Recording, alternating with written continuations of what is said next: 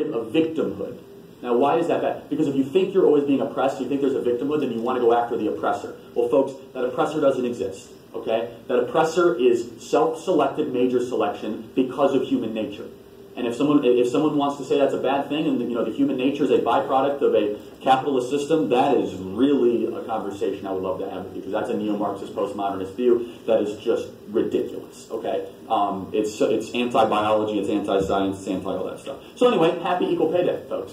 Having a good one, right? So that's great. Yeah, you should applaud for that. That's good. So.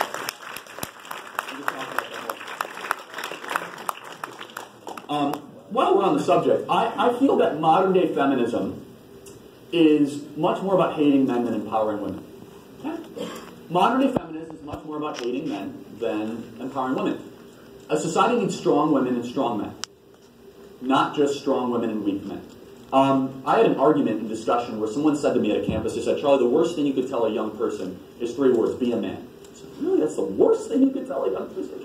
It's strange. Maybe like, be a Nazi would be worse, but like, I don't know, it's like it's the worst thing you could tell. Obviously she was being a little bit, generalization, but I'm worried because I feel that, and Tucker Carlson's been doing a lot of coverage on this, there's a lot to be said. There's a decline of the male in Western civilization, and you see it through the numbers of men in their 20s that are going much more towards opioid use, much more towards suicide, much more against going out of the workforce. Look no further than the rise of Jordan Peterson, who has essentially helped. Has anyone Jordan Peterson fans here? Almost all the men. All the men fans today.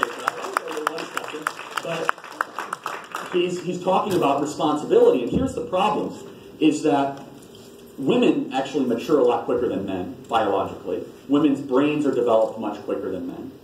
That's been proven time and time again. Women are much more likely to gravitate towards responsibility versus freedom. Okay, men are much more likely to gravitate more towards freedom versus responsibility.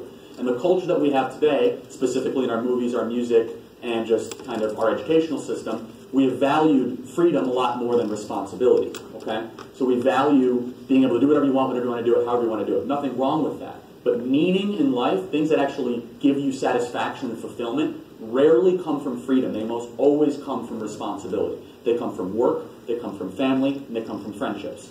Those are the 3 things where you really have the most meaning. And so, but women, by nature, will self-select more towards those things.